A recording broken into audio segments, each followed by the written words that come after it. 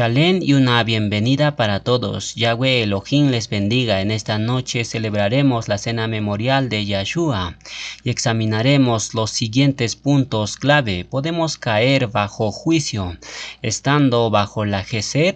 ¿Qué es tomar la cena de Yahshua indignamente? ¿A qué indignidad se refiere el Sheliach Shaulo?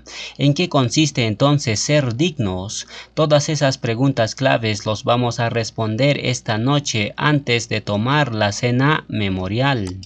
Comencemos haciendo la bendición inicial.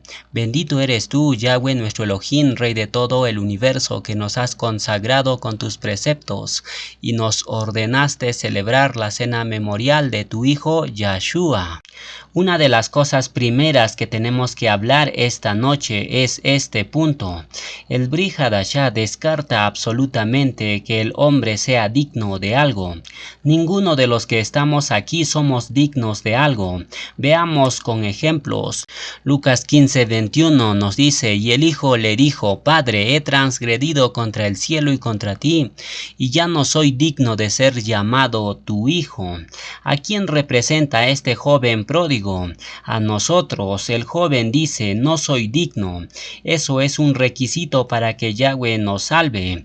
Reconocer delante de él que no somos dignos de ser llamados su hijo. Entonces claramente vemos que el Brit Hadashah descarta la idea de la dignidad humana, en el sentido de decir: soy digno de ser salvo, soy digno de esto y lo otro. No somos dignos de nada. Por tanto, la salvación requiere de dos cosas. Número 1, reconocer que no somos dignos. Número 2, confesar nuestra indignidad. Ahora bien, si el Sheliach Shaulo en 1 Corintios 11:27 dice: no tomen la cena memorial indignamente, ¿a qué indignidad se refiere? Eso lo resolveremos esta noche, pero antes vayamos por algunos versos para ir profundizando. En Lucas 3:16, Yohanan el inmersor nos dice: yo a la verdad os sumerjo en agua, pero viene uno más poderoso que yo, de quien no soy digno de desatar la correa de su calzado. Él os sumergirá en Ruach HaKodesh y fuego. ¿Quién era Yohanan el inmersor? Era un ungido desde el vientre de su madre. No estuvo descarriado ni un solo día. No estuvo en discoteca, no estaba en el mundo, nunca probó alcohol, nunca conoció una mujer, y aún así él se considera indigno. Él mismo lo declara: no soy digno. Entonces eso es clave para que nosotros entendamos que dignos no hay ninguno. Es decir, ninguno puede presentarse en la cena memorial y decir: yo soy digno de tomarme esto. Otro de los textos que descarta definitivamente la dignidad humana es el siguiente verso. Revelaciones 5:2, ahí nos dice: y vi a un malaj fuerte que pregonaba a gran voz: ¿quién es digno de abrir el libro y desatar sus sellos? Y ninguno, ni en el cielo, ni en la tierra, ni debajo de la tierra, podía abrir el libro, ni aún mirarlo. Ese libro o rollo representa el título de propiedad de la tierra. ¿Y quién fue el único digno de abrir ese rollo y desatar sus sellos? Yahshua HaMashiach. Por ende, no existe ser humano que sea digno de algo. Por muy buena persona que seas, buen esposo, buena madre, buen hijo, lo que sea, nadie es digno.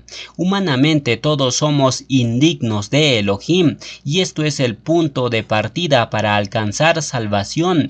Mientras no reconozcamos nuestra indignidad, no podemos ser lavados en la sangre del Cordero. Ahora bien, vamos a ver qué significa realmente la palabra indignidad en su concepto más amplio. La palabra indignidad procede del griego anaxios. Para entender esta palabra hay que pensar en términos de una balanza. Una balanza tenía dos platillos. En un platillo estaba estaba el peso estándar y en el otro la cantidad de un producto como el trigo. Es decir, los pesos se igualaban en la balanza y usted compraba esa cantidad. Entonces la palabra indigno significa que nadie puede igualarse y ponerse en balanza igualitaria con Yahweh. Es decir, nadie puede alcanzar el nivel o equilibrio entre el estándar celestial y el estándar humano. No existe hombre, por muy bueno que sea, por muy usado que haya sido. Entonces, cuando se habla de indignidad, se habla de algo que nunca se puede alcanzar. No podemos llegar a equilibrar la balanza de Yahweh. Eso significa realmente la palabra indignidad. Por tanto, cuando usted entiende esto, usted nunca se va a equilibrar al nivel estándar de Yahweh. Siempre habrá un desequilibrio. Por eso nosotros necesitamos de Yahshua en nuestra vida. Yahshua es el único que puede crear ese equilibrio. Pone su peso de kavod en favor nuestro para que lleguemos al peso estándar de la balanza.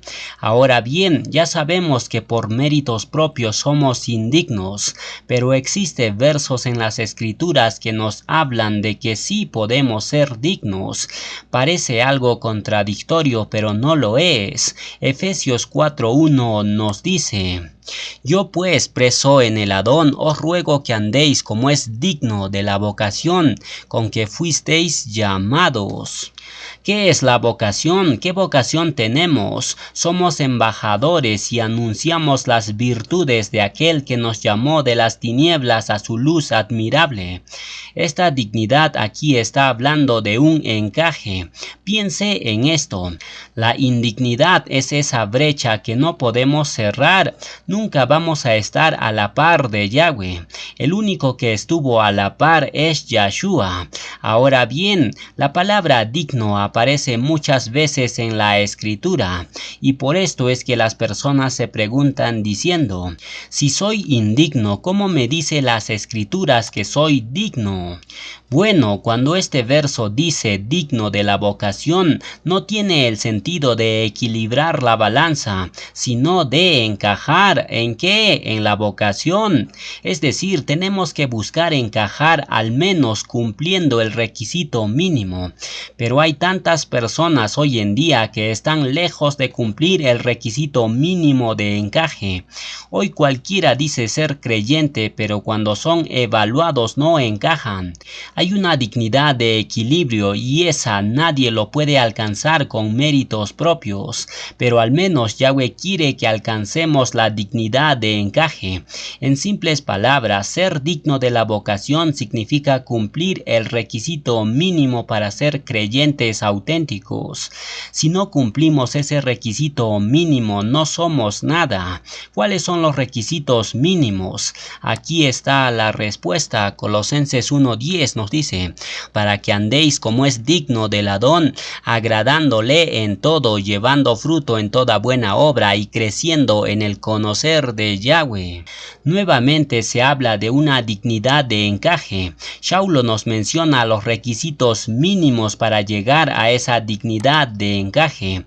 ¿Cuáles son esos requisitos? Número 1, agradándole en todo. Número 2, llevando fruto en toda buena obra. Número 3, creciendo en el conocer de Yahweh. Esos 3 puntos son los requisitos mínimos que tenemos que alcanzar para llegar a la dignidad de encaje. Si no cumplimos esos 3 requisitos, estamos en el aire.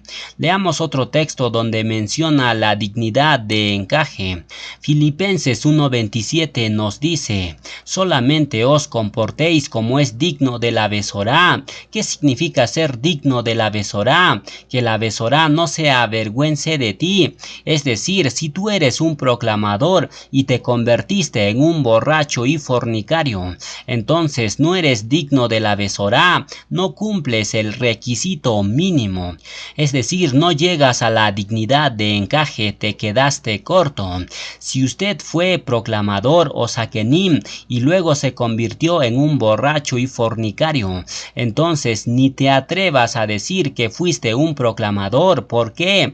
Porque serás una vergüenza para los demás y un mal ejemplo. Perdiste tu dignidad de vocación y quedaste descalificado. Ahora veamos el siguiente cuadro para que puedan entender mucho mejor la dignidad de encaje y la dignidad de equilibrio. Tenemos la línea 0 en la parte de abajo, luego tenemos dos niveles. El primer nivel es la dignidad de encaje y el segundo nivel es la dignidad de equilibrio. Nosotros no podemos alcanzar la dignidad de equilibrio por mérito propio. El único que puede elevarnos ahí es Yahshua HaMashiach. No obstante, nosotros podemos llegar a la dignidad de encaje. Si no llegamos a ese nivel, entonces Yahshua no puede elevarnos al nivel de dignidad de equilibrio. ¿Por qué? Porque ciertamente Yahshua no elevaría a un borracho o fornicario hasta el nivel estándar de Yahweh. Eso sería algo absurdo. Esto no significa que ningún borracho o fornicario ya está perdido, no. Lo que quiero decir es que debemos mantenernos por encima de la dignidad de encaje. Si cometemos transgresión una vez que ya hemos conocido a Yahshua, entonces estamos bajando por debajo de la dignidad de encaje, y ahí no hay nada sino muerte y vergüenza. Por tanto, todos estamos llamados a vivir por encima de la dignidad de encaje. Si fuiste borracho, fornicario, maleante, etc., deja todo eso atrás y comienza a vivir una vida kadosh para que llegues a la dignidad de encaje y seas un obrero aprobado, que no tiene nada de qué avergonzarse. Ahora vamos a meternos de lleno a la cena memorial. En 1 de Corintios 11 del 20 al 21, Shaulo introduce el concepto de tomar la cena memorial indignamente. Aquí es donde cometemos el error de limitar la indignidad solamente a la transgresión personal, pero el Sheliach Shaulo está conectando más cosas. ¿Por qué Shaulo está explicando la cena memorial? ¿Qué es comer digna o indignamente la cena memorial? Bueno, para comprender la indignidad que habla Shaulo, tenemos que entender el contexto completo de 1 de Corintios 11 del 20 al 34. Shaulo introduce la cena memorial dentro de una comida fraternal llamada ágape. En esa comida había ciertos problemas que ocurrían y Shaulo comienza a hablar de la indignidad a la hora de comer la cena memorial. ¿Qué es comer indignamente para usted? Usted dirá, tomar la cena memorial en transgresión es una indignidad. Claro que sí, pero Shaulo está hablando de ese tipo de indignidad nada más. Bueno, déjame que te explique. Shaulo incluye la indignidad personal, es decir, una persona que está en transgresión no puede tomar la cena memorial porque va a estar comiendo juicio y en lugar de fortalecerse con lo que come se va a debilitar, o lo que puede ser peor, le puede caer un juicio de muerte. La cena memorial es muy seria, no es un juego. Por ende, no puedes tomar la cena memorial si estás en transgresión. Arrepiéntete y pídele perdón a Yahweh tu Elohim. Renuncia a esa transgresión y comienza a vivir únicamente para Yahweh y Yahshua. Ahora bien, Shaulo está limitando solamente a esa indignidad del que todos hablamos. No, está hablando de más cosas, está hablando de lo que era el ágape o comida fraternal. Leamos el texto para entrar en contexto.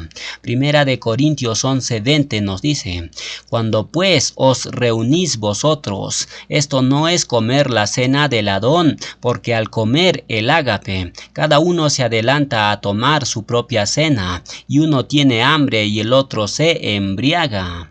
Les hago una pregunta: ¿instituyó Yahshua el ágape o comida fraternal? No, Yahshua instituyó la cena memorial, no el ágape. Esto estaba trayendo un tremendo problema en la asamblea de Corinto. Ellos habían establecido una comida fraternal o cena antes de comer la cena memorial. Este ágape había sido una iniciativa de la asamblea de Corinto del primer siglo, y no está mal ni tampoco criticamos a las personas que lo hagan, pero hay que entender que este ágape partió con buena intención, pero luego estaba causando problemas. No siempre la buena intención puede terminar bien. Por ejemplo, el rey David partió con buena intención para trasladar el arca en carretas de bueyes. ¿Y qué pasó? Murió Usa, cayó fulminado. Entonces hay cosas que podemos hacer con buena intención, pero cuando comienza a interferir con lo que ya fue revelado, tenemos que cortar eso. Es preferible cortar el ágape que maltratar la cena memorial, porque la cena memorial lo estableció Yahshua y el ágape lo estableció la iniciativa del hombre. Saulo identifica este problema en Corinto porque el ágape estaba haciendo cortocircuito a la cena memorial. Ahora bien, ¿qué era el ágape en sí? Era una comida que se hacía para compartir con los más pobres de la asamblea. Las personas con recursos traían su comida y lo compartían con los necesitados.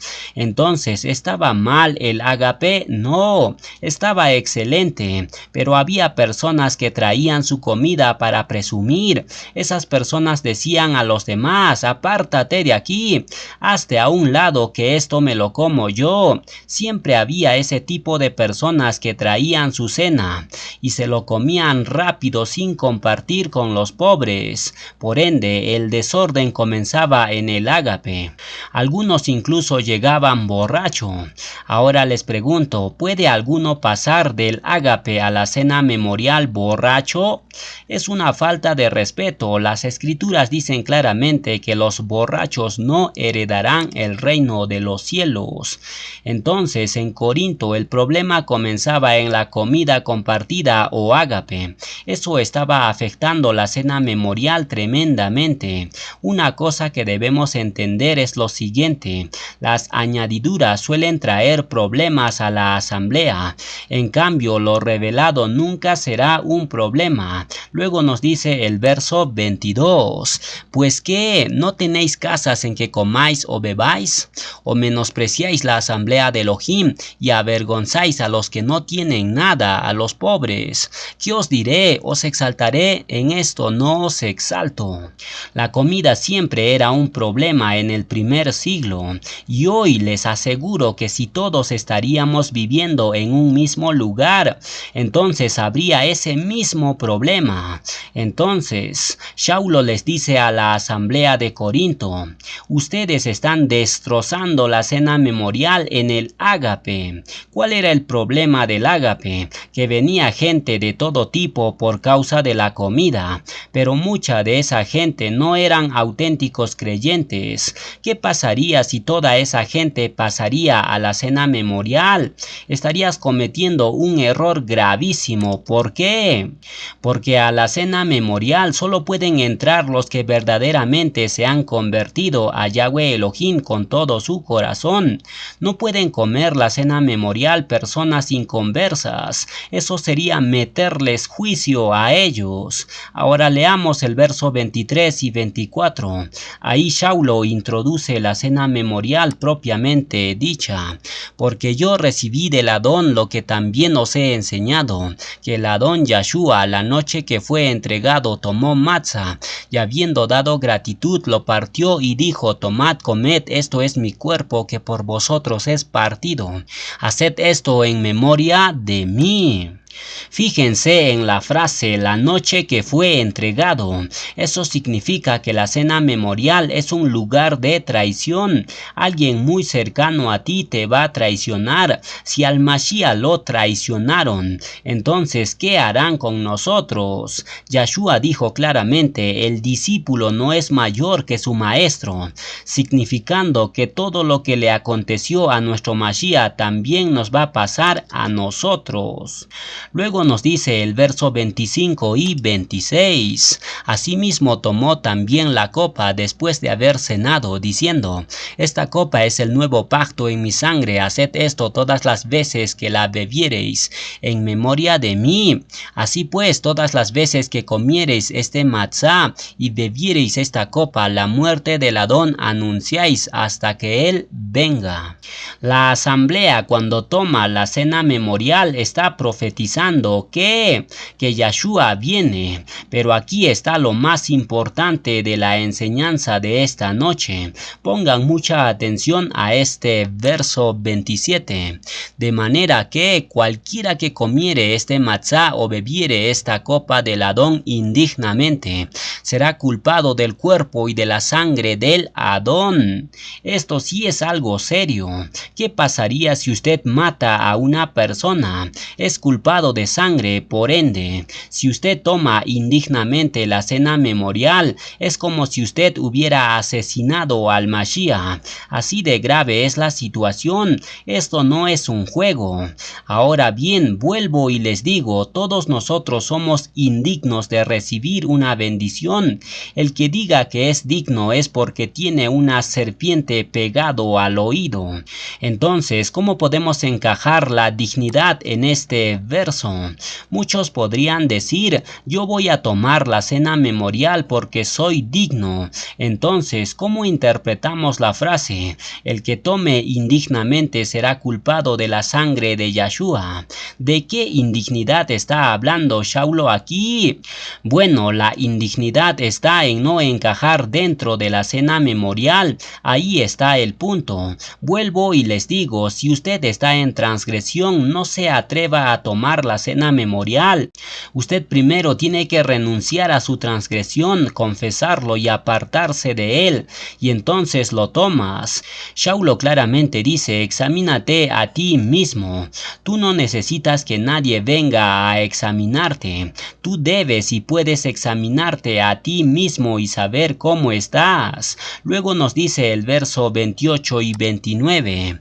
Por tanto, pruébese cada uno a sí mismo, y coma así del matzá y beba de la copa.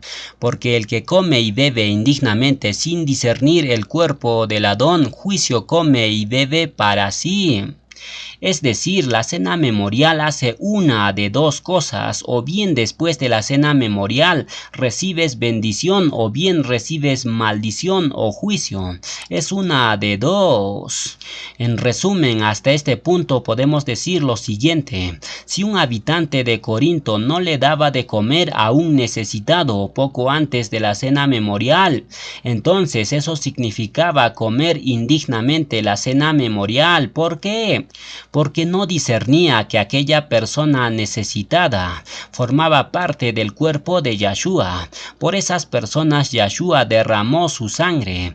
Es decir, nosotros pensamos que comer indignamente solo implica nuestra responsabilidad personal, pero no es así. Si tú menosprecias a tu hermano que necesita de ti, entonces estás tomando la cena memorial indignamente. ¿Entienden eso? Lo vuelvo a repetir: si no discernimos quién es nuestro hermano y hermana, estamos tomando la cena memorial indignamente. ¿Y qué sucede cuando tomamos indignamente? Viene juicio. Son tres tipos de juicio. Fíjense lo que dice el verso 30 y 31. Por lo cual hay muchos enfermos y debilitados entre vosotros, y muchos duermen. Si pues nos examinásemos a nosotros mismos, no seríamos juzgados. ¿Cuántos tipos de juicio vienen si comemos la cena memorial indignamente? Son tres tipos. Número 1, enfermos. Esto es algo serio. Muchos en la asamblea de Corinto se habían enfermado por haber comido la cena memorial sin discernir. El segundo juicio es más grave que el anterior.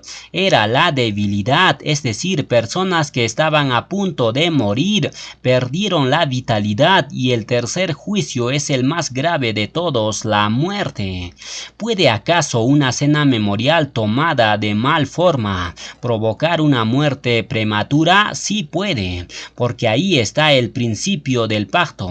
Todo pacto escritural tiene bendición y maldición en caso contrario.